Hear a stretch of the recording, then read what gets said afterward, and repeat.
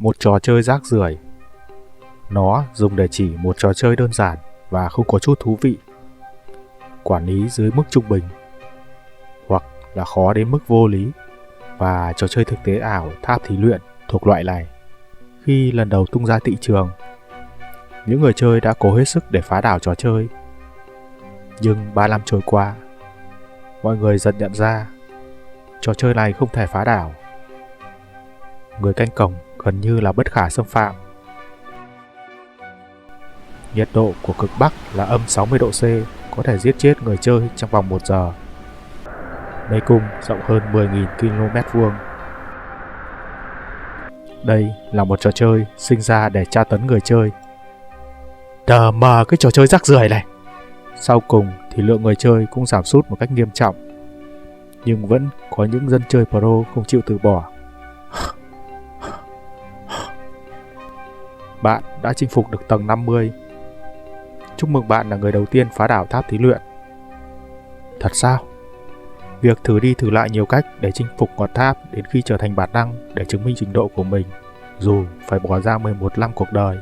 Sau khi phá đảo tầng cuối cùng của trò chơi, Jinhee nhận được thông báo. Cảm ơn bạn đã chơi trò chơi đến tận bây giờ. Dự kiến chúng tôi sẽ cập nhật reboot trong vòng 12 giờ. Vậy, hãy tiếp tục tận hưởng trò chơi sau khi cập nhật. Đọc xong thông báo, Jinhee ngạc nhiên. Họ cập nhật reboot sao? Công ty ấy lấy đâu ra tiền làm chuyện này thế? Thậm chí trò chơi này còn chẳng mang lại lợi nhuận. Thôi kệ, chắc là họ có lý do riêng. Sau khi tháo xuống cặp kính thực tế ảo, anh trở lại phòng trọ của mình. Jinhee là một YouTuber ít tiền tăm, năm nay đã 27 tuổi. Sau nhiều năm hành nghề, cuối cùng đến ngày hôm nay, anh cũng quyết định từ bỏ sự nghiệp stream.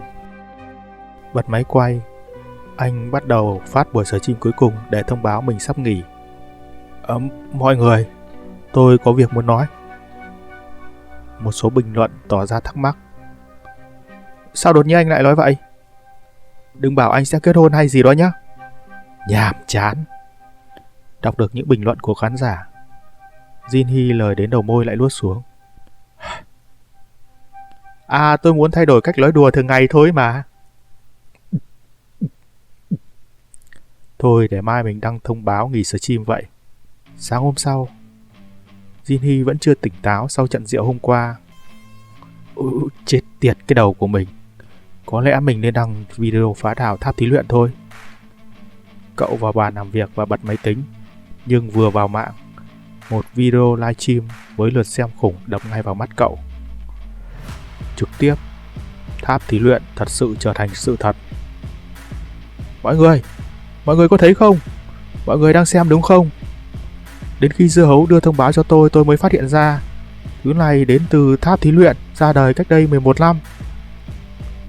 Mọi người nhìn lên bầu trời đi, nó đỏ một cách lạ thường luôn. Xem xong đoạn video, Jinhee ngạc nhiên. Sao chuyện này có thể xảy ra? Đây là dấu hiệu bắt đầu của tháp thí luyện mà.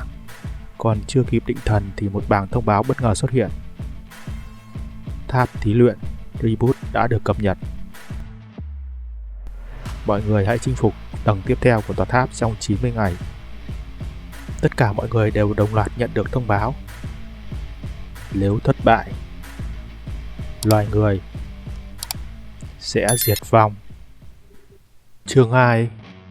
Sau khi tòa tháp trong trò chơi xuất hiện, bản thông báo của trò chơi liên tục hiện lên. Bản cập nhật đầu tiên của tòa tháp thử thách đã hoàn thành. Số lượng người chơi chấp nhận thực tại đã tăng mạnh. Xem xong thông báo, Jinhee tự trấn an bản thân. Mình phải làm nguội cái đầu của mình đã.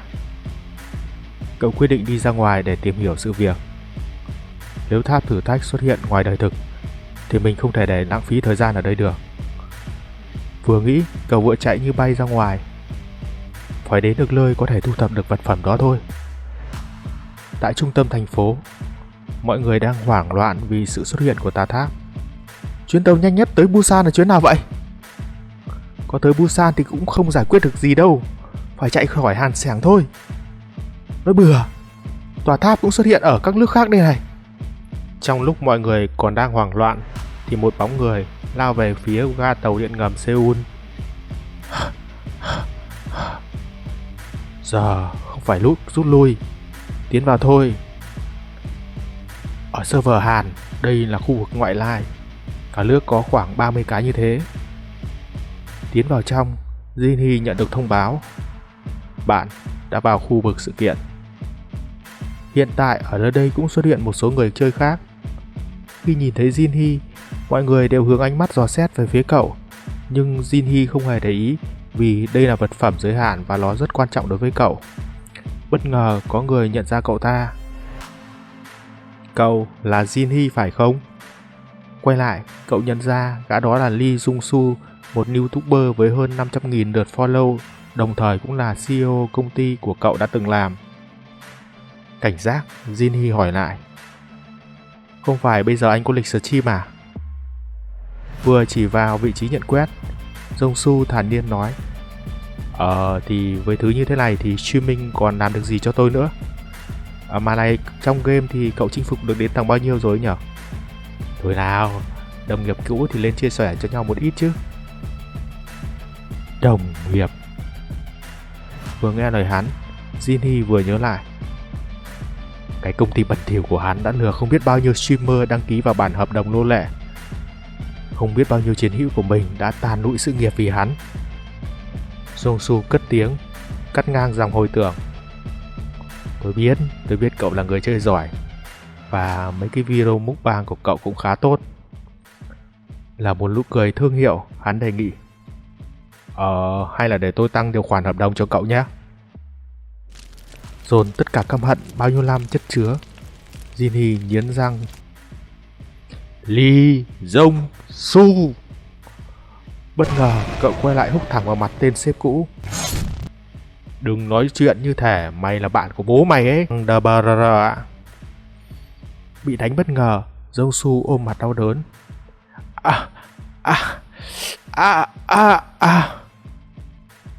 Vừa lúc đó cũng là thời gian xuất hiện của vật phẩm. Từ đài phun nước, những bọt khí bắt đầu nổi lên. Một tiếng nổ lớn phát ra. Từ dưới đất, một cây cổ thụ đội đất trồi lên. Nhìn thấy cảnh tượng này, mọi người không khỏi kinh ngạc. Wow, là cây đước. Nhìn thấy cây thần, Jinhee mỉm cười, giống như trong game thật. Vậy là mình đã nhớ đúng. Thông báo bắt đầu hiện lên. Cây đước lam đã xuất hiện. Trên cây, từng quả thơm ngon đang đâm chồi chín mọng, mà loại quả này có công dụng chính là tăng chỉ số sức mạnh, tốc độ và ma pháp cho người ăn. Đây quả thật là vật phẩm tốt, nhưng tổng số chỉ có 4 quả. Mọi người đều đang im lặng nín thở nhìn nhau. Tất cả đều chờ xem ai sẽ hành động trước. Bất ngờ, cả đám lao như thiêu thân về phía cây đước. Một trận hỗn chiến diễn ra. Của tôi! Cút ra! Bớt nói nhảm đi! Nó là của tao! Tức giận vì bị mất tiên cơ, Jung-soo hằn học.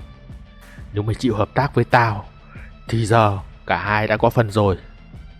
Mày xem, giờ thì đếch có quả quẻ gì nữa.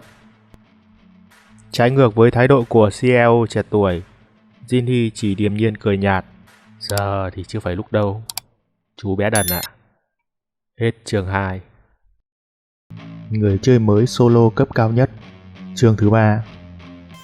Sau bao nhiêu cố gắng, cuối cùng thì cũng có những người chơi hái được quả thần. Không do dự, ngay lập tức hắn cắn ngay miếng đầu tiên. Ha ha ha ha ha, tôi đã ăn được rồi. Hệ thống liền phát ra thông báo. Chỉ số agility của người chơi đã tăng thêm 3 điểm.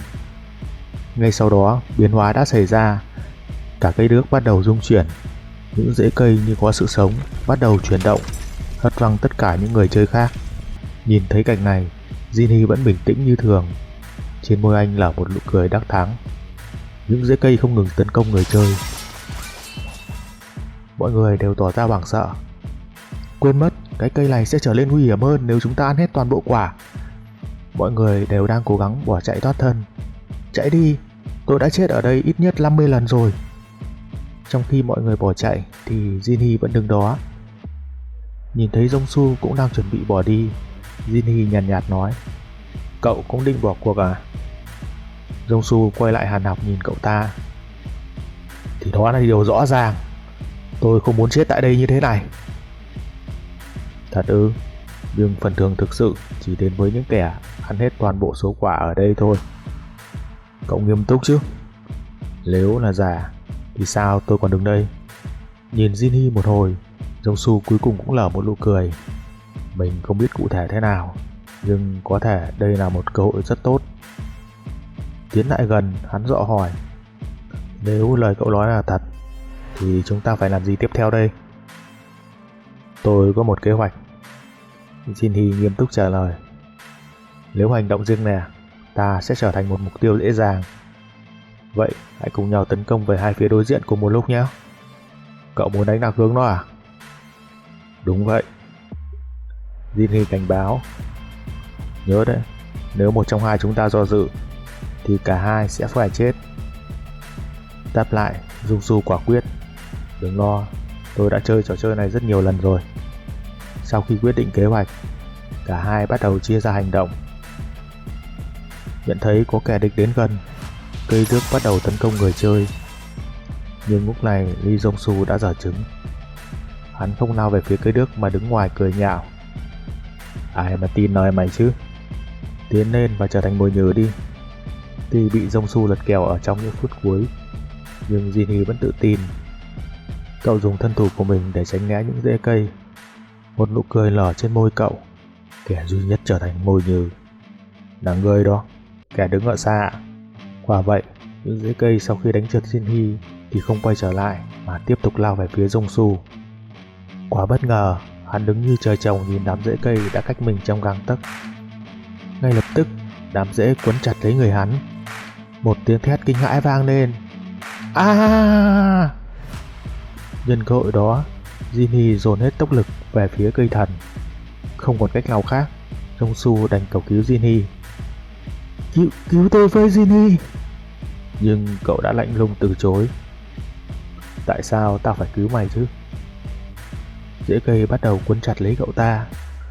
Sau một tiếng thét thất thanh: Không, tôi không muốn chết! Toàn bộ cơ thể Jong-su đã bị vô số rễ cây nghiền nát. Trong lúc này, Jinhee đã ở gần cây thần, quan sát toàn bộ số rễ cây đang chuẩn bị tấn công mình. Góc 22 độ bên trái, góc 35 độ bên phải. Cậu dễ dàng tránh thoát được toàn bộ đợt tấn công.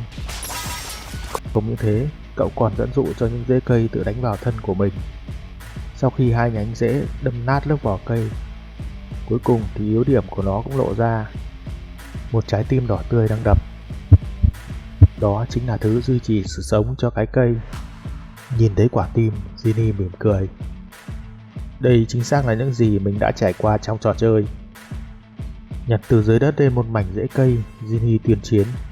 Đừng làm khó nhau nữa, mau giao ra quả tán xạ của ngươi đi, cây thần. Như hiểu được lời nói của người chơi, cái cây bắt đầu điên cuồng tấn công. Tiếng cảnh báo của hệ thống vang lên. Cảnh báo: hạt giống cây đước đã sử dụng kỹ năng dây neo hút máu. Số lượng rễ cây là quá nhiều, Jinhee biết chắc mình không thể né tránh toàn bộ chúng được. Nhưng cậu đã có kế hoạch. Xoay ngược thành gỗ, Jinhee cố gắng gạt hết những đòn tấn công của cây thần. Nhưng cậu vẫn phải chịu tổn thương nhất định. Dù vậy, ý chí của Jinhee vẫn không bị lay chuyển. Cậu vẫn tiếp tục tiến về phía trước. Nhận thấy đòn tấn công của mình là vô hiệu với người chơi, toàn bộ rễ cây bắt đầu tập hợp lại để ra đòn tấn công tổng lực. Lúc này Jinhee vẫn tiếp tục tiến lại gần cây thần. Vậy cậu ta có thể thành công tiêu diệt cây đước và nhận được phần thưởng hay không? Tất cả sẽ có trong phần kế tiếp. Người chơi mới solo cấp cao nhất. Chương thứ 4. Sau khi phá hủy lớp bảo vệ bên ngoài của cây đước, trước sự công kích không ngừng, Jinhee đang từ từ tiến đến chỗ trái tim, nơi duy trì sự sống của thân cây. Cuối cùng thì cũng sắp tới nơi rồi. Khi khoảng cách còn hơn 5 mét, cây đước bỗng có biến hóa. Từ thân cây, từng đàn bướm màu xanh nhạt bay ra. Mà nơi nào chúng bay qua, một đám bụi màu xanh lam cũng xuất hiện sau đó. Nhìn thấy đàn bướm, Jinhee thì thầm: đây là bướm ngủ. Vội dùng tay bịt mặt, anh cố gắng tránh hít phải phân bướm, thứ sẽ gây cho người chơi lâm vào trạng thái ngủ mê. Cùng lúc đó, những rễ cây cũng liên tục công kích anh ta. Nhưng những thứ này đã được Jinhee luyện tập hàng trăm lần trước đó. Anh dễ dàng tránh khỏi công kích và áp sát cái cây. Nhắm vào trái tim, Jinhee đâm một nhát quyết định kết liễu yêu cây. Cả thân cây rung lắc dữ dội. Nhận thấy sát thương là chưa đủ, anh vung tay bồi thêm cho nó một nhát. Liên tục anh thực hiện kỹ năng để gây thêm sát thương lên thân cây. Từng đợt sóng chấn động bắt đầu xuất hiện. Cuối cùng thì cây đước cũng bị tiêu diệt. Thông báo vang lên: chúc mừng bạn, bạn là người đầu tiên hạ được cây đước tham lam. Cuối cùng thì Jinhee cũng đã trút được gánh nặng. Anh thở phào nhẹ nhõm. Đúng là không phí công mình tốn hàng chục giờ để luyện tập quét này. Thành tựu của bạn sẽ được ghi trên đại sảnh danh vọng vào ngày mai. Vui lòng ghi tên bạn vào đây. Nhìn vào dòng thông báo, Jinhee đề nghị: tôi không muốn cung cấp tên. Hãy để tất cả thông tin của tôi dưới dạng ẩn danh được không? Cậu không muốn để lộ danh tính của mình. Nếu có kẻ biết được, chắc chắn cậu sẽ gặp khá nhiều rắc rối sau này. Tên không rõ. Mặt bạn sẽ được làm mờ và giọng nói của bạn sẽ được thay đổi. Bỏ qua hệ thống, cậu đưa tay về phía thân cây. Sau một hồi tìm kiếm, cuối cùng thì cậu cũng có được thứ mình muốn. Tìm thấy rồi. Một hạt ngọc màu xanh lam xuất hiện trong lòng bàn tay. Jinhee nở một nụ cười mãn nguyện. Vật phẩm thu được: tinh thể mộc. Nếu khi ăn quả cây, người chơi sẽ nhận được 3 điểm sức mạnh, nhanh nhẹn và pháp thuật, thì tinh thể mộc lại cho đến tận 12 điểm. Điều đó tương đương với lượng điểm thường của việc lên 4 cấp độ. Nhìn ngắm hạt tinh thể, Jinhee thầm than may mắn. Không chần chừ, cậu bắt đầu sử dụng vật phẩm. Sau khi luốt xuống bụng, một tầng lam quan bắt đầu xuất hiện. Không biết thời gian đã trôi qua bao lâu, cuối cùng Jinhee cũng lấy lại ý thức. Cậu mở ngay bảng trạng thái lên để kiểm tra. Tên: Kang Jinhee. Cấp 1. Điểm kỹ năng hiện tại: 12 điểm. Nhìn vào bảng thông báo, cậu mỉm cười. Mình chính là người chơi cấp 1, có chỉ số mạnh nhất rồi. 10 phút sau, hệ thống đã bắt đầu thông báo việc cây đước bị phá hủy. Những người chơi khác bắt đầu náo động. Khung bình luận bắt đầu nổ tung. Có người đã đánh bại nó rồi sao? Sao Lin vừa thôi, ai có thể hạ được nó cơ chứ? Phần lớn nhận xét đều là không tin vào việc này. Họ cho rằng người chơi này chỉ ăn may hay sử dụng gian lận để đạt được thành tựu đó. Nhưng sau khi video được tải lên, mọi bình luận nghi ngờ đều biến mất. Lúc này bên phía Jinhee, cậu cũng nhận được 2 tin nhắn. Kinh man: tôi là Park Ho-sik, điều hành công ty bán dẫn 5 sao. Chúng tôi sẽ trả cậu 10 tỷ và 100 triệu mỗi tháng. Dog Dragon: chúng tôi có thể chu cấp cho cậu bao nhiêu tiền tùy thích. Hãy liên hệ ngay với chúng tôi. Nhìn vào dòng tin nhắn, Jinhee phân vân do dự. Việc phá đảo cây đước đó khó đến vậy sao? Nhưng cũng đúng, vì đa số người chơi đều không thể qua nổi tầng 1 cơ mà. Dù sao thì 10 tỷ cũng là số tiền lớn. Mình đã rất khó khăn để tồn tại trong thời gian qua. Phải nhịn đói mấy ngày để mua được phần ăn quay livestream mukbang. Nếu cơ hội này đến vào ngày hôm qua, chắc chắn mình sẽ đồng ý. Nhưng bây giờ mình không hề có ý định chia sẻ với bất kỳ ai, dù cái giá có là 10 tỷ đi chăng nữa. Vì thứ bây giờ quan trọng nhất chính là thông tin và độc quyền. Nhìn vào điện thoại, cậu thầm tính toán bước tiếp theo. Trong khoảng khắc trò chơi được khai mở, một lượng lớn mana đã tràn vào thế giới này. Tuy không gây tác động rõ rệt, nhưng đã có một sự thay đổi lớn. Đó là một số vật phẩm ngoài tòa tháp sẽ trở thành thánh vật. Dĩ nhiên, chúng chỉ là đồ giả. Đồ thật chỉ tồn tại trong tòa tháp, nên chúng được gọi là những bản sao.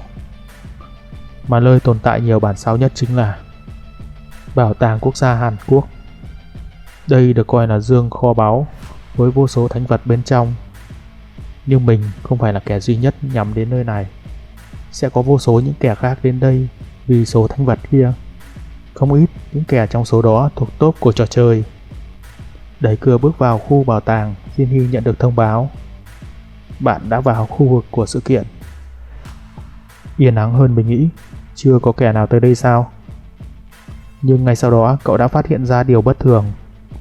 Nhìn vào cái xác bị thiêu cháy, Jinhee khẳng định: quả nhiên đã có kẻ đến trước rồi. Người chơi mới solo cấp cao nhất, chương thứ 5. Sau khi đến viện bảo tàng để lấy những thánh vật, Jinhee đã phát hiện ra xác của một người. Sau khi cẩn thận kiểm tra, cậu từ từ tiến lại phía trong. Cậu biết thứ mà ai cũng muốn nhắm đến khi đến nơi đây, đó chính là địa đồ của Hàn Quốc. Sau khi tòa tháp xuất hiện, thứ này đã biến đổi thành bản đồ thông tin về tòa tháp thử thách. Nó sẽ cho người chơi biết vị trí của các mê cung và di tích, đồng thời giải thích những công dụng của vật phẩm ở nơi đó. Vì vậy mà khiến cho ai cũng muốn có được vật phẩm này. Dù chỉ cung cấp thông tin đến tầng 10, nhưng thứ đó cũng đủ làm cho tất cả mọi người khao khát sở hữu trong tay. Nhưng còn một vật phẩm khác, thậm chí còn quan trọng hơn mà tất cả mọi người đều đã bỏ lỡ. Một tiếng động lớn vang lên, cắt ngang dòng suy nghĩ của Jinhee. Cái thằng chó chết này, bỏ tao ra, tất cả đều là của tao hết. Một cuộc hỗn chiến giữa hàng chục người chơi đang diễn ra ở khu vực trưng bày vật phẩm. Bỗng một tiếng thét chói tai vang lên khiến mọi người dừng lại. Tất cả đứng yên! Những người chơi đều nhìn về phía chủ nhân của giọng nói. Một gã đàn ông to lớn với hình xăm trên cổ thông báo: từ giờ bất kể ai nhúc nhích sẽ chết dưới tay tao. Sau khi nghe được những lời này, tất cả đều cười nhạo hắn ta. Vớ vẩn, không thằng nào ở đây rén vì mấy lời hù dọa của mày đâu. Gã đàn ông cầm búa thách thức.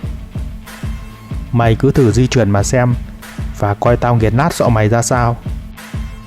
Đáp lại, gã đàn ông đấm hai tay vào nhau. Vậy là không thể giải quyết được bằng lời nói rồi. Sau tiếng nổ lớn, hai tay của gã bắt đầu thạch hóa. Những người chơi khác khi thấy cảnh này đều trở lên hoang mang. Tên này có kỹ năng độc nhất rồi à? Mẹ nó, nguy hiểm rồi. Gã đàn ông tuyên bố: bản đồ là của tao, còn tất cả cút. Một giọng nói già lua cất lên. Bản đồ là của cậu sao? Một ông già từ từ tiến đến. Vậy tôi không thể đồng ý với lời nói này được đâu. Nhìn ông già, tên to xác gằn giọng. Ê lão già, não có bị điên không vậy? Ta không phải lão già, tên ta là Min Jung-gu, sống chan hòa với cỏ cây và hoa lá. Đó chính là ý nghĩa cái tên của ta. Bị chọc giận, gã đàn ông gầm lên. Ai cần ông giới thiệu chứ? Mau cút đi, không ta sẽ vặn cổ lão đó. Nhưng lão già vẫn thản nhiên như không. Còn trẻ mà nói lăng như thế hả? Cậu nghĩ cái nào nhanh hơn? Việc cậu bẻ gãy cổ ta, hay là cậu bị biến thành than? Một ngọn lửa xuất hiện trên đầu ngón tay của lão. Gã đàn ông hoảng sợ. Là phép thuật. Ông già búng ngón tay. Ngọn lửa lập tức bay về phía tên kia. Nhanh chóng, nó đã thiêu cháy toàn thân gã. Sau tiếng gào thảm thiết, nhanh chóng gã đàn ông đã biến thành một cục than. Sau khi tiêu diệt gã đàn ông già chậm rãi đi lên tầng tiếp theo. Mà phía sau lão già, một giọng nữ cất lên. Pháp hệ lửa quả thật ghê gớm.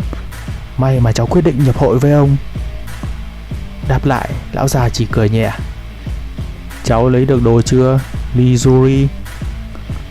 Cô gái thản nhiên trả lời.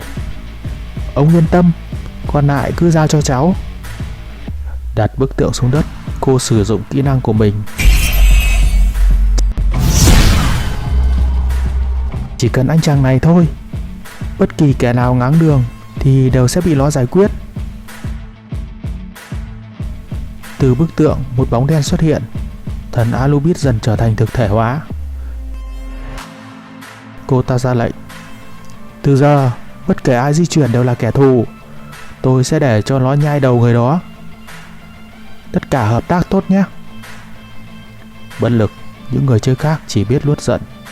Còn mẹ nhà nó, sao lại nhiều dân choi hát đến thế cơ chứ? Phần lớn đã quyết định bỏ cuộc. Tôi sẽ từ bỏ bản đồ và vật phẩm. Đến mà lấy đi. Đáp lại, cô gái vui vẻ nhận lời. Cảm ơn nhé. Nhưng cô đã phát hiện điều gì đó không đúng. Một người chơi không để ý đến sự tồn tại của cô mà tiếp tục tiến tới. Mấy người đã làm xáo trộn hết nơi này rồi. Nhìn vào những thứ bị hủy hoại, Jinhee tiếc nuối. Bộ các người không biết coi trọng lịch sử à? Nhặt tấm giấy cổ đã bị nhàu nát, Jinhee thầm hô may mắn. Nhưng ít nhất thứ này vẫn chưa bị rách. Thấy vẻ tự tung tự tác của Jinhee, Yuri lên tiếng. Này anh kia, anh tưởng tôi đùa à? Cùng với lời nói của cô, Abilut bắt đầu có hành động. Trầm giọng, cô gái ra lệnh. Tóm lấy hắn. Ngay lập tức, con thú lao về phía Jinhee. Nó lém mũi giáo về phía anh chàng. Nhưng trái lại, Jinhee vẫn tỏ ra bình thản. Người chơi solo cấp tối đa. Chương thứ 6. Sau khi bị mũi lao của Abilut phóng tới, Jinhee vẫn tỏ ra bình tĩnh. Chỉ bằng một cú gạt tay, cậu đã đánh bay mũi giáo. Cú gạt tuy nhẹ nhưng dư lực cũng khiến mũi giáo bay xa mấy mét. Điều này khiến Yuri hết sức ngạc nhiên. Nhìn vào vết tích để lại sau cú gạt, những người chơi khác cũng kinh ngạc không kém. Thằng đó đã làm gì vậy? Nó dùng tay không làm lệch hướng của mũi giáo hay sao? Vậy mà cũng làm được sao? Sau khi ra uy, Jinhee quay về phía cô gái. Cô sẽ làm gì tiếp đây? Cún cưng của cô đã mất đi vũ khí duy nhất rồi. Nghe vậy, Yuri bối rối tìm kiếm trong ba lô của mình. Ai nói vậy? Tôi còn rất nhiều tượng khác. Lấy ra một đống tượng, cô bắt đầu sử dụng kỹ năng.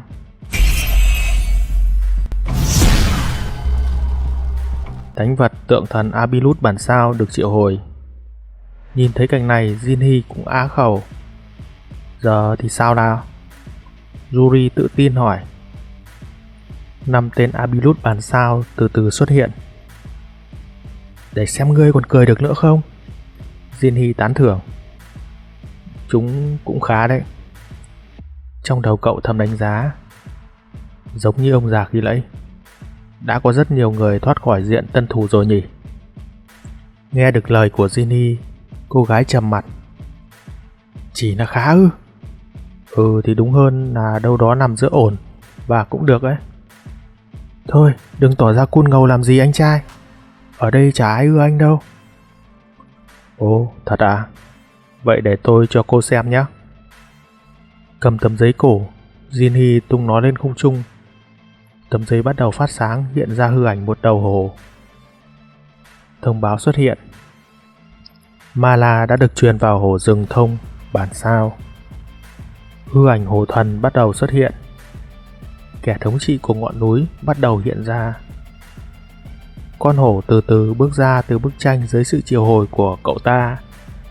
Dưới uy áp của hổ thần, Yuri bắt đầu hoảng sợ. Không thể nào.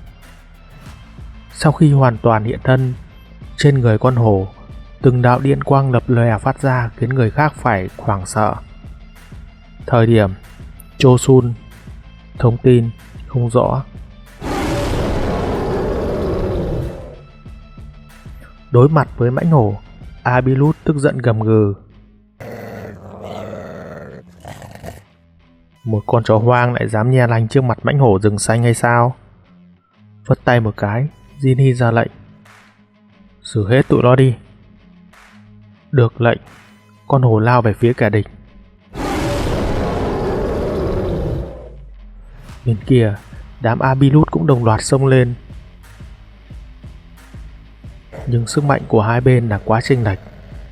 Chỉ với một cào, một tên Abilut đã ra đi. Đám còn lại vẫn tiếp tục lao lên. Sau khi xử xong con đầu tiên, mãnh hổ tiếp tục lao vào những con khác. Nhanh chóng, bầy quái vật đã bị xé xác. Nhìn thấy cảnh này, Yuri kinh ngạc. Không thể nào. Con quái thú từ từ tiến về phía cô. Bị uy lực của con mãnh hổ trấn giữ, cô chỉ có thể đứng yên chịu trận. Cuối cùng thì ý chí của cô cũng đã bị đánh bại. Mình không thể thắng nổi được. Bất lực nhìn gã trai trẻ trước mặt, nước mắt của cô trào ra. Cuối cùng thì cô cũng đã hiểu thế nào được gọi là khoảng cách thực lực không thể xóa được. Tiến về phía cô gái, Jinhee ra lệnh. Cô đưa nó ra đây. Ý anh là gì? Mặt nạ của Tutankhamun ấy. Tức giận cô gái cắn răng. Nhưng nó vô dụng ở Hàn Quốc mà. Anh cần nó làm gì? Nhìn cô ta một lúc, Jinhee ngoắc tay ra lệnh. Mãnh hổ hướng về phía cô gái gầm lên. Được, tôi đưa là được chứ gì. Cuối cùng thì Jinhee cũng có được thứ mình muốn. Bạn đã nhận được tạo tác của mặt nạ Tutankhamun bản sao. Nhìn vào chiếc mặt nạ, Jinhee vui vẻ. Với thứ này mình sẽ sớm lấy được tạo tác thứ hai mà thôi. Sau khi giao ra mặt nạ, Yuri nhẹ giọng hỏi: Anh định nắm tới địa đồ vùng đất phía đông phải không? Cô không cần thắc mắc về chuyện này. Vuốt ve con hổ, anh ra lệnh: Mày hãy canh giữ chỗ này, đừng để cho kẻ nào bước qua đây nhé. Trước sức mạnh của con hổ, mọi người chỉ biết đứng yên. Tiếp tục đi lên tầng 3, Jinhee bắt đầu nhắm tới mục tiêu tiếp theo. Giờ thì đi lấy kỹ năng hữu dụng nhất trong tòa tháp thử thách thôi. Chương thứ 7. Lúc này, tại tầng 3 của viện bảo tàng, một không khí im lặng đến kỳ lạ đang bao trùm nơi đây. Ông già với vẻ mặt ngưng trọng không ngừng thắc mắc: Yuri, tại sao lại có chuyện này xảy ra cơ chứ? Mà bên cạnh ông già, Jinhee cũng đang lặng lẽ quan sát thứ gì đó. Liếc nhìn cậu trai trẻ, ông già thầm đánh giá: Thằng nhóc này là ai vậy? Mà tại sao nó lại ở đây? Đừng nói rằng nó đã đánh bại Yuri rồi chứ. Mà trước mặt hai người lúc này, một màn bảo vệ đang xuất hiện chắn giữa họ với các bảo vật. Cuối cùng thì Jinhee cũng tiến lên phía trước. Cháu nghĩ đây là màn chắn một sao. Ồ, xem ra cậu cũng hiểu về thứ này đấy nhỉ. Thử chạm tay vào. Ông già đưa ra nhận xét: Ta chưa từng gặp nó trước đây. Dù là đòn đánh phép thuật hay vật lý thì đều không có tác dụng đối với nó. Đưa tay chạm thử vào màn chắn, Jinhee cũng từ từ cảm nhận. Cậu đang tìm kiếm điểm yếu của thứ này. Truyền một ít mana vào màn chắn, Jinhee dần cảm nhận được vị trí, nơi rẽ nhánh của dòng chảy năng lượng. Một lúc lâu sau, cuối cùng thì cậu cũng tìm thấy. Đây rồi. Quay đầu lại, cậu nói với ông già: Cháu nghĩ là có cách để phá hủy thứ này, nhưng với một điều kiện. Là điều kiện gì? Đó là ông phải liên tục sử dụng hỏa ma thuật để làm suy yếu thứ màn chắn này. Nhìn cậu trai trẻ, ông già cân nhắc: Vậy ta phải dùng nó trong bao lâu? Cho đến khi cháu vào trong và mang mấy món di vật đó trở ra. Ông già đưa tay lên cằm mình đánh giá: Vậy ý cậu là ta phải không ngừng tiêu tốn mana của mình để giúp cho cậu đi vào trong vơ vét phần thưởng phải không? Cháu không đủ mana để duy trì công kích trong thời gian dài như vậy. Có thể là ông không tin cháu, nhưng đây là cách duy nhất. Trời thì cũng sắp sáng rồi, chúng ta đâu thể đi tay không trở về cơ chứ. Cháu sẽ nhờ ông tấm điện đồ, vì sau cùng thì cháu đang cần một thứ khác cơ. Nhìn cậu trai trẻ, ông già thầm suy tính. Viễn cảnh tồi tệ nhất có thể xảy ra, đó là toàn bộ công sức của mình sẽ thành công cốc. Đánh giá lại một lần nữa, ông già cất tiếng hỏi: Cậu hứa sẽ đưa cho ta tấm địa đồ chứ? Đương nhiên rồi. Cháu không muốn biến một người sử dụng ma thuật cấp cao trở thành kẻ thù của mình đâu. Sau khi nhận được lời khẳng định, ông già sảng khoái đồng ý. Khá lắm, tôi sẽ tin cậu lần này. Vậy nhờ cả vào ông đây, ông lão. Lúc này trên tay của ông cũng xuất hiện hai quả cầu lửa. Vẻ mặt của ông dần trở lên ngưng trọng. Ta sẽ cố gắng hết sức mình. Cầu lửa trên tay ông lão dần lớn lên theo thời gian. Sau khi cầu lửa đã đủ lớn, ông liền bắn nó về phía tấm chắn. Một tiếng nổ lớn vang lên. Cuối cùng thì tấm chắn cũng xuất hiện vết nứt. Nhìn thấy cơ hội đã đến, Jinhee liền lập tức hành động. Cháu lên đây! Lợi dụng lỗ hổng do cầu lửa đánh ra, Jinhee nhanh chóng lao qua màn chắn. Còn chưa đặt chân xuống đất thì ông già đã nhắc nhở: Mau lên, ta không thể cầm cự được lâu đâu. Cậu quay lại đáp ứng ông già: Yên tâm, cháu sẽ cố gắng hết sức. Nhưng lúc này, cậu cũng thầm tính toán bước đi tiếp theo cho bản thân. Quan sát quanh căn phòng một lượt, những bảo vật đều thu vào tầm mắt của cậu ta. Nhìn vào hiện trạng của căn phòng, cậu thầm đánh giá: Có vẻ như chưa có ai đến đây trước mình thì phải. Nhưng trái với nhận định của cậu, một món bảo vật đã bị lấy đi. Lời trước đây trưng bày thanh kiếm của vua Càn Long đã trở nên trống rỗng.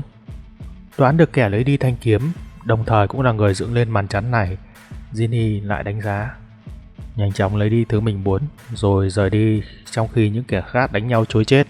Tên này vẫn không cố mạo hiểm như xưa. Nhưng chắc chắn cậu ta không biết rằng những thứ mà cậu ta lấy đi chỉ là những di vật hạng 2 so với những thứ này. Vừa suy nghĩ, Jinny vừa tiến đến chỗ một bảo vật.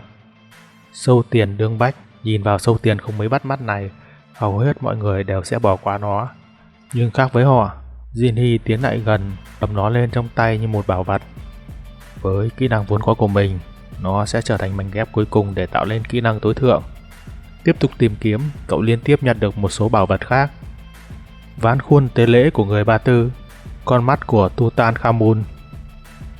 Cậu bắt đầu sử dụng kỹ năng dung hợp vật phẩm của mình. Một thông báo hiện lên. 2 di vật đã dung hợp thành công. Không có ý định dừng lại, Jinny tiếp tục cầm sâu tiền trong tay, dứt đứt dây buộc. Cậu đang tiến hành những bước cuối cùng của dung hợp. Kỹ năng độc nhất, dung hợp. Độ khó đạt được, không thể đo. Chi tiết: bằng việc hoàn thành những yêu cầu đặc biệt, bạn có thể lưu trữ kỹ năng của người chơi khác trong ký ức của thế giới và kết hợp chúng để tạo ra kỹ năng mạnh hơn. Đôi mắt của cậu dần dần biến đổi. Tuy nhiên, điều kiện để sao chép kỹ năng sẽ thay đổi dựa vào cấp độ của kỹ năng. Đang tập trung thì ông già cất giọng nhắc nhở. Này, nếu đã xong thì mau ra đi. Ta không chịu được lâu hơn nữa đâu đấy. Nhìn lão già, Jinny thầm tính toán. Xem nào, nếu muốn sao chép kỹ năng của ông ta thì mình cần phải làm gì nào? Jinny bắt đầu thi triển kỹ năng sao chép trên người lão già. Điều kiện sao chép: Min Jungu luôn giấu đi cảm xúc của mình. Hãy khiến ông ta bộc lộ cảm xúc thật. Nói cách khác, chỉ cần chọc cho lão ta điên lên là được chứ gì. Nhìn vào yêu cầu, Jinny lở một nụ cười đắc thắng, quẳng sâu tiền về phía di vật dung hợp. Một đoàn ánh sáng chói mắt hiện lên. Bạn đã kết hợp thành công những di vật. Nhìn vào di vật mới hợp thành, Jinny không khỏi vui mừng. Bạn đã nhận được di vật mắt của sự thật. Độ quý hiếm cấp SS. Chi tiết: bạn có thể nhìn thấy bảng chỉ số của người chơi khác và biết họ nói thật hay nói dối. Giới hạn là 3 lần một ngày. Con mắt của sự thật là vật phẩm tốt nhất trong số 5 con mắt tồn tại trong thế giới trò chơi này. Đây là thứ mà mình muốn khi bỏ công ra để đến đây. Thông báo lại tiếp tục hiện ra. Nhiệm vụ ẩn: bạn đã thành công kết hợp 3 di vật hạng B để trở thành một di vật có hạng S trở lên. Bạn đã đáp ứng đủ nhu cầu. Cùng với thông báo, xung quanh Jinny cũng bắt đầu biến đổi. Hệ thống đưa Jinny tiến vào thế giới của ký ức, nơi lưu trữ những kỹ năng mà cậu sao chép được. Bạn đã đạt được kỹ năng hợp nhất. Thế giới ký ức đang được tạo lập. Hết chương thứ 7. Người chơi mới solo cấp cao nhất. Chương thứ 8. Sau khi thấy được điều kiện sao chép kỹ năng của ông già, Jinny là một nụ cười đắc thắng. Nói cách khác là chỉ cần chọc điên cho lão ta lên là được chứ gì. Trong lúc này, ở bên ngoài, não Gu dường như đã dần cạn kiệt nguồn sức mạnh. Não liên tục hối thúc Jinny: mau lên, cậu nhóc! Nhưng đáp lại chỉ là một thái độ dửng dưng của cậu ta. Ông dừng sử dụng kỹ năng đó được rồi đó. Nghe được những lời này, não Gu vô cùng ngạc nhiên. Quay lại, cậu ta nhìn não già rồi nhàn nhạt nói: thực ra ngay từ đầu, não đã không cần cố gắng để hoàn thành việc này hay sao? Không tin vào tai mình, não già hỏi lại: hả? Ý của nhóc là sao chứ? Vậy thì cậu bắt ta dùng phép thuật liên tục làm cái gì? Capo: đơn giản vì muốn phá vỡ màn chắn thì chỉ cần nói 2 từ đó là xong. Sau khi khẩu lệnh được cất lên, quả nhiên lớp màn chắn đã dần biến mất trước sự ngạc nhiên của lão già. Mà lý do duy nhất cho màn kịch vừa qua, đó chính là để làm cạn kiệt ma lực của ông lão. Tất cả đều đi đúng theo kế hoạch mà cậu ta đã tính toán từ trước. Việc còn lại duy nhất chính là chọc điên lão già ấy lên. Nhìn vào tấm địa đồ, thứ di vật mà mọi người đều khao khát có được, trừ Jinny. Đúng vậy, vì mọi thông tin chứa trong tấm địa đồ đã được cậu ta khắc ghi trong trí nhớ sau 11 năm phá đảo trò chơi. Mình đã biết mọi thông tin về tòa tháp, nên tấm bản đồ này vô dụng đối với mình, nhưng đâu có nghĩa là mình sẽ ngoan ngoãn giao nó ra. Một ý nghĩ xấu xa bất chợt xuất hiện trong đầu cậu. Cầm chiếc bật lửa trong tay, ánh mắt của cậu dần trở lên khác lạ khi nhìn về phía tấm địa đồ. Như cũng cảm nhận được điều gì đó không ổn, não Gu vội vàng hét lên: Mi đang tính làm cái gì thế hả? Vậy tôi chưa nói với ông sao? Đưa chiếc bật lửa đến gần món di vật, Jinhee bình thản nói rằng tôi không hề cần đến thứ này ấy. Ngọn lửa nhanh chóng lan vào tấm địa đồ. Ngay từ khi bắt đầu, cậu đã có ý định tiêu hủy nó. Đúng, cậu muốn độc chiếm thông tin về tòa tháp cho riêng mình. Nếu tấm địa đồ này còn tồn tại, nó sẽ gây rất nhiều bất lợi cho cậu sau này. Chứng kiến ba công sức của mình bị kẻ khác phá hủy, ông già tức giận hét lên: "Không!" Nhưng ngọn lửa đã thiêu cháy hoàn toàn bức vẽ. Ông già gầm lên giận dữ: "Sao mày lại đốt nó hả? Thằng có, tao sẽ phải giết mày!" Thấy âm mưu của mình đã thành công, Jinhee cười nhạt: "Bạn đã đủ điều kiện." Sau dòng thông báo, một cuốn sách với họa tiết hình lửa dần hiện lên trên đầu cậu ta. Bạn đã sao chép thành công kỹ năng hỏa nguyên tố cấp độ B. Sau khi hoàn toàn ngưng tụ, hệ thống xác nhận kỹ năng đã được lưu trữ vào ký ức của thế giới. Hỏa nguyên tố độ khó B. Bạn có thể điều khiển lửa và độ tương thích với nguyên tố sẽ tăng lên. Đọc xong thông báo, Jinhee đánh giá: "Hỏa nguyên tố à? Lần đầu sao chép thì cũng không tệ cho lắm." Nhưng đối diện với cậu, cơn giận dữ của lão già đã lên đến cực hạn. "Tao sẽ bắt mày phải trả giá vì những hành động của mày." Trái lại, Jinhee chẳng mấy quan tâm đến ông bác. Hình như ông vẫn chưa hiểu được tình hình của mình bây giờ nhỉ. Ông nghĩ không dưng tôi lại đốt tấm địa đồ đó à? Hỏa nguyên tố level 1 đang được kích hoạt. Sau dòng thông báo, hai quả cầu lửa không hẹn mà cùng bạo phát trên tay của cậu ta. Chứng kiến cảnh này, ông não không khỏi kinh ngạc. Kỹ năng của nó giống hệt với những kỹ năng của mình sao? Nhưng so với nó, hỏa lực của mình giống như đom đóm so với mặt trời vậy. Thằng nhóc này quả thật không hề tầm thường chút nào cả. Lúc này, não già cũng ý thức được nguy cơ của mình. Não run rẩy hỏi: Nhóc là ai vậy?" Đáp lại, Jinhee nhìn não già như người đã chết: "Ông não, nếu ông muốn leo tháp một cách nhàn nhã thì hãy nghe kỹ những lời tôi sẽ nói sau đây." Một lúc sau, cuối cùng thì cậu cũng hoàn thành công việc tại đây. Jinhee nhàn nhã cất bước rời khỏi viện bảo tàng. Nếu tính cả mình thì có tất cả 4 người chơi lâu năm đã xuất hiện tại viện bảo tàng. Tuy mọi việc đều diễn ra khá thuận lợi, nhưng mình không thể buông lỏng trong những bước tiếp theo được. Vươn vai lấy lại tinh thần sau một đêm căng thẳng, Jinhee vô cùng hài lòng với thành quả mà cậu đã đạt được sau chuyến đi. Tên: Kang Jinhee. Tuổi: 27. Cấp độ 1. Nghề nghiệp: không có. Kỹ năng độc nhất: hợp nhất. Kỹ năng thường: hỏa nguyên tố level 1. Con mắt của sự thật level 1. Hít một ngụm không khí, Jinhee nhớ lại sự việc vừa trải qua. Cuối cùng thì trước áp lực của ma pháp lửa mà cậu tạo ra, ông già cũng quyết định đình chiến. "Tôi sẽ liên lạc với ông sau." Nhìn vào mắt của ông già, cậu đưa ra chỉ thị. Trong lúc đó, ông và cô gái dưới lầu kia hãy nhanh chóng tăng cấp độ của mình lên đi. Vậy là mình lại có thêm trong tay 2 quân cờ hữu dụng rồi. Nhưng quãng đường vẫn còn rất dài.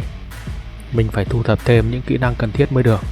Tuy thu thập toàn bộ kỹ năng là điều không thể, nhưng những thứ ngon lành nhất mình sẽ đoạt lấy hết. Đang tính toán thì cái bụng của cậu bắt đầu biểu tình. Xem ra thì mình cũng đến giới hạn của bản thân rồi. Cậu nhanh chóng đi đến một quán ăn gần đó để thỏa mãn cái dạ dày của mình. Tiến vào trong quán, Jinhee ngạc nhiên nhận ra mọi người đang chăm chú hướng mắt về màn hình TV. Thông báo: vào đêm hôm qua, đã có ít nhất 23 người chết và 50 người bị thương trong cuộc bạo động tại Viện Bảo tàng Quốc gia Hàn Quốc. Số lượng người chết và bị thương ước tính sẽ còn tăng nhanh. Nguyên nhân chủ yếu dẫn đến thương vong trên xuất phát từ việc người dân đang cố gắng tranh đoạt những bảo vật được trưng bày tại đây. Không chỉ ở Hàn Quốc mà hầu hết những viện bảo tàng nổi tiếng trên thế giới cũng gặp tình cảnh tương tự. Vừa xem bản tin, Jinhee vừa tự đánh giá. Đúng như mình dự đoán, người chơi trên toàn thế giới đã bắt đầu hành động rồi. Người dẫn chương trình bất ngờ đưa ra thông tin quan trọng. Mời các bạn cùng xem đoạn băng được camera ghi lại sự việc đêm qua. Những hình ảnh của trận chiến giữa Jinhee và những người chơi khác lần lượt được xuất hiện. Có vẻ khó tin nhưng đây hoàn toàn là sự thật. Mọi người đang bắt đầu bàn tán về những người đang xuất hiện trong đoạn băng. Đây là việc con người có thể làm sao? Mà kia có phải là tên đã xuất hiện trong tháp thí luyện không? Ý anh có phải là tên tiêu diệt cây đước đó không hả? Ừ nhỉ, đúng là hắn rồi. Nghe được những lời này, Jinhee than thở. Mình còn chưa đặt chân vào tòa tháp thí luyện mà đã có nhiều người nhận ra mình như thế này rồi. Phải tìm cách che giấu thân phận thôi. Giọng của anh biên tập viên lại tiếp tục cất lên. Chính phủ đang tiến hành điều tra về tòa tháp thí luyện, đồng thời cũng thành lập một tổ chức mang tên Hiệp hội Thức tỉnh. Là Hiệp hội Thức tỉnh à? Chính phủ phản ứng nhanh hơn dự tính của mình đấy. Xem ra họ đã chuẩn bị chơi tất tay vụ này rồi. Bất ngờ thật đấy. Mình cứ nghĩ sẽ phải mất mấy tuần cơ đấy. Xin giới thiệu Tổng tư lệnh chỉ huy của tổ chức ngài Han Sang-jin sẽ đến với buổi phát sóng ngày hôm nay. Lý do mà tôi có mặt trong buổi nói chuyện hôm nay thực ra là để kêu gọi những người đã thức tỉnh năng lực như tôi tham gia vào tổ chức. Chúng tôi cam kết các bạn sẽ nhận được ưu đãi tốt nhất khi đến với chúng tôi, đặc biệt là người trong video. Tôi xin hứa, nếu anh gia nhập với chúng tôi sẽ cho anh bất cứ thứ gì mà anh yêu cầu. Người chơi mới solo cấp cao nhất, chương thứ 9. Như đã biết ở tập trước, sau khi tòa tháp xuất hiện, chính phủ đã thành lập lên một đội gồm những người có năng lực độc nhất để chuẩn bị cho việc vượt tháp. Cùng lúc đó, đội trưởng Han cũng lên sóng truyền hình để kêu gọi những người có năng lực đặc biệt tham gia vào tổ chức. Nghe được những đãi ngộ mà Jinhee sẽ nhận được, tất cả mọi người đều ganh tị. Anh ta là ai vậy nhỉ? Thật là đáng ganh tị quá. Đáng nể thật, vậy là một bước lên mây rồi còn gì. Xem xong thông báo, Jinhee mỉm cười. Xem ra mục đích của họ chính là mình rồi. Nhưng dù đề nghị có hấp dẫn hơn đi nữa thì quyết định của mình vẫn như vậy thôi. Trong cái thế giới này, giá trị của một cá nhân xuất sắc còn hơn hàng trăm kẻ tầm thường cộng lại. Hiểu được điều đó nên Han Sang-jin mới trả một cái giá cao như vậy. Han Sang-jin nếu đã ngồi vào vị trí chỉ huy, chắc chắn anh ta cũng có chút năng lực thực sự chứ. Hay là anh ta là người có kinh nghiệm về tháp thí luyện? Mình mong rằng là do anh ta có một kỹ năng tốt. Bởi nếu như vậy thì việc sao chép của mình sẽ thú vị hơn rất nhiều. Nhìn lên chiếc đồng hồ, Jinhee thầm tính toán. Tối nay vào lúc 7 giờ, khi kim giờ chỉ sang 1 giờ mới, tháp thí luyện sẽ được mở ra. Đúng như thời gian ước hẹn, tháp thí luyện đã lần đầu tiên khai mở, đón những người chơi lần đầu tiên tham gia vượt thử thách. Trái với tưởng tượng của mọi người, không gian trong tháp lại vô cùng rộng lớn. Với hoa cỏ, cây cối và những hòn đảo đang trôi lơ lửng trên bầu trời. Ở phía xa, một tòa cung điện đang thấp thoáng xuất hiện dưới tầm mắt của người chơi. Đừng xô đẩy nữa, cuối cùng thì cũng đến được đây rồi. Giống hệt như trước kia vậy. Nhìn những người chơi này, Jinhee thầm đánh giá. Có vẻ như toàn người chơi mới nhỉ. Sau khi ổn định, những dòng thông báo bắt đầu xuất hiện. Để chúc mừng việc bước vào tòa tháp, mỗi người sẽ nhận được 100 coin. Coin là loại tiền tệ được sử dụng trong tòa tháp. Người chơi có thể đăng video ghi lại thành tựu của mình trong tòa tháp. Với mỗi 10.000 lượt xem, các bạn sẽ nhận được 100 coin. Tuy nhiên, lượt xem trong tòa tháp chỉ được tính với 10.000 lượt xem đầu tiên, nên xin hãy cẩn thận lựa chọn video tải lên. Chức năng phát sóng trực tiếp. Đây là chức năng chỉ được bật khi người chơi đối đầu với các con bot để lên tầng tiếp theo. Bất kỳ ai có hành vi thao túng lượt xem hay gian lận sẽ nhận được hình phạt tương ứng. Nghe xong giải thích, Jinhee mỉm cười. Đúng rồi, chính là thứ này đây. Thứ kết nối giữa người chơi và những kẻ chỉ muốn xem người khác vượt qua thử thách. Nó chính là hệ thống phát sóng. Trong một rừng người chơi, người xem sẽ lựa chọn những kẻ có kỹ năng cao nhất để theo dõi. Vì vậy, càng nổi tiếng thì sẽ nhận được càng nhiều coin. Lúc này, trò chơi cũng đã bắt đầu. Những người chơi ngay lập tức đã có những hành động đầu tiên. Mau đến hang Goblin. Nếu tìm được vị trí tốt thì farm ở đó cũng siêu dễ. Trong khi mọi người đều đổ xô đi đến những nơi mà họ cho là sẽ kiếm được nhiều kinh nghiệm, thì Jinhee vẫn chưa hành động. Cậu đã thuộc lầm lòng từng ngóc ngách trong tòa tháp. nên việc kiếm được nhiều coin là một điều hết sức đơn giản. Tuy nhiên, đăng tải những video đó lên để lộ những thông tin mà mình biết được lại không hoàn toàn là một điều khôn ngoan. Cậu đã có dự định cho riêng mình. Quyết định vậy đi. Điều đầu tiên mình nên làm chính là thứ mà trước đó chưa từng có ai làm được. Nhớ lại thời gian trước, khi đánh ải đến tầng thứ 30, đột nhiên cậu không thể tiến thêm được nữa. Để lên được tầng tiếp theo, Jinhee đã phải quay trở lại tầng dưới để tìm kiếm các bí mật. Cậu đã phải bỏ hàng đống thời gian và vô số lần thất bại chỉ để tìm được một đáp án. Cuối cùng, tại một di tích bỏ hoang, cậu ta đã phát hiện nhân vật của cậu ta từ đầu đã không hề hoàn hảo. Sau bao thời gian cấy cuốc, kết quả lại thành ra thế này. Nhân vật mà cậu ta sở hữu hóa ra chỉ là rác rưởi. Cuối cùng thì cậu cũng đi đến quyết định. Bạn có chắc là muốn xóa nhân vật của mình hay không? Mình đã dành mọi thứ cho nó. Sao chuyện này có thể xảy ra được cơ chứ? Dù quãng thời gian trước kia có lãng phí đi nữa thì mình cũng sẽ phải bắt đầu lại từ đầu. Đặt tay lên nút xác nhận. Quá trình xóa nhân vật cũng bắt đầu diễn ra. Lần tới, nhất định mình sẽ leo lên đỉnh tháp. Mới đó mà đã 6 năm rồi cơ à? Nhìn lên cánh cửa lớn dẫn vào khu vực làm nhiệm vụ, người có nhiều kinh nghiệm như cậu cũng có chút cảm giác chùn bước. Tên Labyrinthos, hệ mê cung, độ khó B. Đây là mê cung của Deluxe ở Greece. Mê cung này vô cùng nổi tiếng bởi độ rắc rối của nó và vô số bẫy dập được sinh ra với mục đích duy nhất là cản bước những kẻ liều lĩnh muốn chinh phục nơi này. Điểm mấu chốt để vượt qua tầng 30 là phải xây dựng một nền tảng thật sự vững chắc, và chìa khóa để làm điều đó nằm trong mê cung này. Nhìn vào chiếc mê cung, một cảm giác lạnh giá chạy dọc sống lưng của Jinhee. Không ngờ mình lại trải qua chuyện này một lần nữa. Hạ quyết tâm, cậu đặt tay lên chốt cửa. Một dòng ký tự bắt đầu hiện lên. Dù rất ghét nhưng nơi này cũng mang lại cho mình rất nhiều hoài niệm. Cuối cùng thì cánh cửa vào mê cung cũng đã mở ra. Được rồi, vào thôi. Bước vào trong, một khung cảnh quen thuộc lại xuất hiện trong tầm mắt của Jinhee. Cái khung cảnh này, mùi hương này, vẫn chẳng có gì thay đổi cả. Trên trần nhà, từng đám bướm phát quang đang dập dình bay lượn như không quan tâm đến sự có mặt của vị khách không mời mà tới này. Một con bướm bay gần về phía cậu ta. Cuối cùng thì nó cũng đậu lên ngón tay của người bạn cũ. Rất vui được gặp lại người, Dạ Điệp Quang ạ. Nước nhìn ở một góc khác, Jinhee có chút bất ngờ. Một số người chơi không biết từ bao giờ đã xuất hiện tại nơi đây. Mấy người này là ai vậy? Một cô gái trẻ tiến lên chủ động chào hỏi. Rất hân hạnh được gặp anh. Bọn tôi định tìm đến nơi để farm nhưng cuối cùng vẫn chọn mê cung này trước khi nó đóng lại 10 phút trước đó.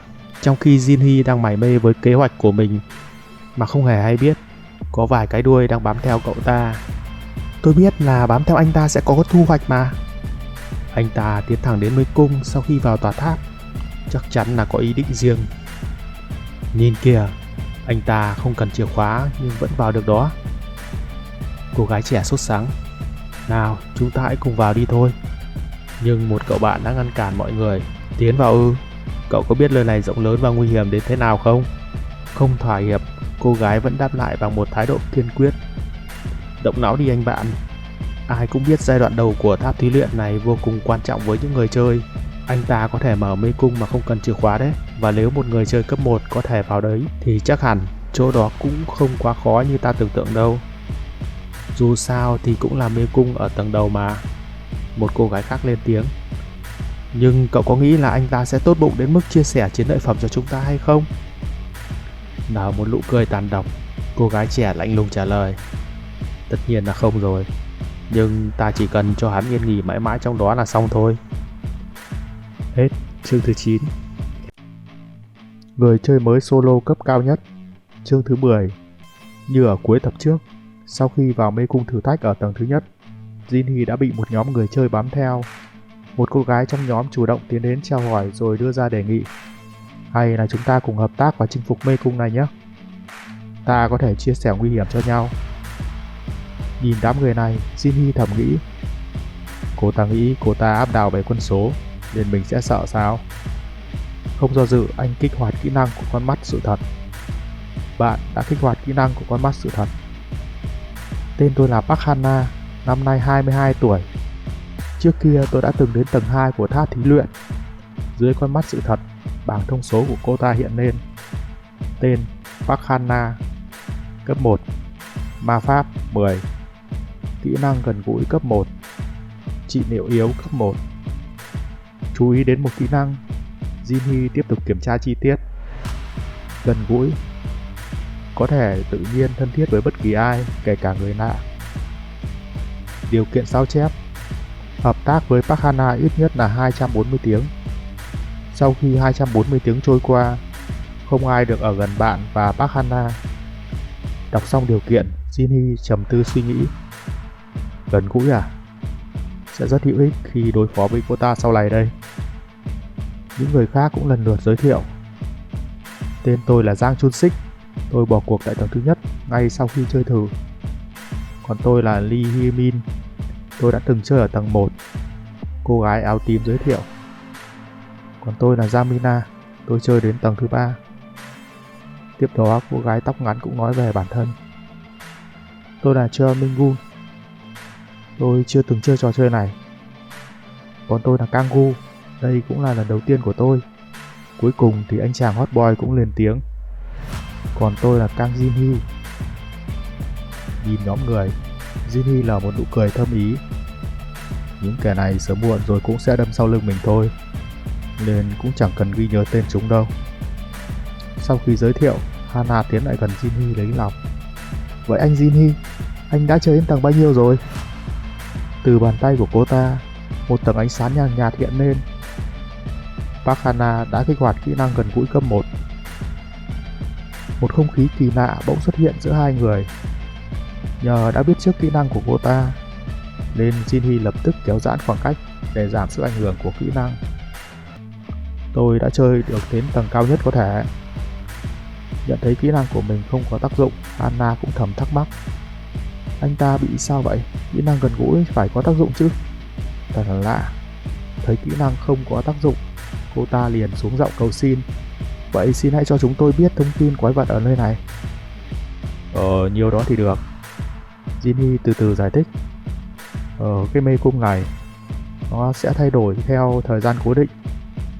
Khi nghe được thông tin, nhóm người đều tỏ ra kinh ngạc. Điều này là thật sao? Còn chưa hết bàng hoàng thì mê cung đã bắt đầu rung động. Nhóm người chưa có sự chuẩn bị trước nên đều bị chấn kinh. Đây là cái gì? Chẳng phải chỉ là mê cung tầng 1 thôi sao? Đúng như lời Jinhee cảnh báo, cấu trúc của mê cung bắt đầu thay đổi. Một bức tường ở gần Hana không báo trước mà đã lao về phía cô ta. Hana, mau lé ra! Nhờ tiếng hô của đồng đội, cô chợt hồi tỉnh. Nhanh chóng cô nhảy về một phía để thoát chết trong gang tấc. Mọi người bắt đầu cảnh báo nhau. Cậu sẽ bị nghiền nát nếu đứng yên ở đấy. Nhìn lên trên đi! Chưa kịp nói xong thì một tảng đá đã lao thẳng xuống đầu anh chàng xấu số. Một thời gian sau, cuối cùng thì chấn động cũng đã biến mất. Những người sống sót đều kinh hãi tột độ. Dừng lại rồi à? Đột nhiên một người thốt lên. Tôi không thấy Mila ở đâu cả. Không ngờ lại có cây mê cung này ở tầng 1. Chẳng phải những chỗ thế này chỉ có tàn tích thôi sao? Vừa phủi bụi trên người, Jinhee nhàn nhạt hỏi. Vậy là các người chưa từng trải nghiệm qua mê cung biến đổi một lần nào sao? Một người cũng chưa từng à? Cuối cùng thì mấy người này cũng biết đến sự đáng sợ của mê cung. Hana yếu ớt nói. Chỗ này quá nguy hiểm đối với một người chơi cấp 1. Chúng ta phải ra khỏi đây sớm thôi. Thế Min, cậu có tìm ra lối thoát không? Dùng kỹ năng của cậu đó. Nhưng cô bạn lại đưa ra khuôn mặt sợ hãi. Kỹ năng của tớ đã bị hủy sau khi mê cung thay đổi rồi. Cuối cùng thì Hana cũng thực sự hoảng sợ. Chúng ta sẽ thực sự mắc kẹt ở đây sao? Nhìn đám người chơi mới đang cãi nhau trong hoảng loạn, Jinhee cũng không ra ngăn cản, vì anh còn có mối bận tâm khác. Thôi, dẹp mấy tên ngốc đó đi. Nó sẽ sớm xuất hiện thôi. Nhìn thấy Jinhee vẫn bàng quang, Hana tỏ ra tức giận. Là anh kia. Sao trước đó anh không nói trước cho chúng tôi biết chuyện quan trọng như thế này chứ? Anh có biết là mấy bức tường này đã suýt giết chết tôi không? Tất cả chúng tôi đã suýt chết vì nó đấy. Thấy Hana đổ tội lên đầu Jinhee, những người khác cũng hùa theo. Đúng thế, là do anh che giấu thông tin nên chúng tôi mới tách khỏi Mira. Thở dài chán ngán, Jinhee trầm giọng nói. Này, tôi kêu mấy người đi theo cùng à? Thấy thái độ lạnh lùng này của Jinhee, Hana cũng bất ngờ. Là do mấy người tự ý đi theo tôi mà. Tôi không hề ép mấy người đâu nhé. Tức giận, một số người chơi đã có hành động quá khích. Cái tên khốn này, bị nhốt ở đây đã khó chịu lắm rồi. Cùng với lời nói, tên đầu lấm vội biến ra một thanh kiếm gỗ. Từ khi gặp anh tôi đã thấy không ưa rồi. Còn chưa kịp nói hết câu, vì anh mà chuyện thành, thì một cây búa xuất hiện cắt phăng đầu hắn xuống đất. Mọi người đều hét lên kinh hãi. Anh Minh Cung, chuyện gì xảy ra vậy? Một tiếng gầm lớn đột ngột phát ra. Quái vật nhân ngưu, chủ nhân của mê cung đã xuất hiện. Ngay lập tức, mọi người đều tiến vào trạng thái phòng bị. Mà cây rìu vừa lấy đi mạng sống của tên đầu lấm, phút chốc đã bị nhân ngưu lấy lại. Đứng trước sự to lớn của quái thú, mọi người nhất thời chưa biết phải làm sao. Trong khi cả nhóm đang hoảng sợ, thì Jinhee đã có hành động. Tránh ra! Cậu lao thẳng về phía con quái vật trước ánh mắt kinh ngạc của mọi người. Anh ta đang định làm gì vậy? Con quái vật vội vung rìu lên, bổ thẳng về phía anh chàng. Một rìu như muốn chẻ đôi bầu trời, giáng xuống chỗ Jinhee đang đứng.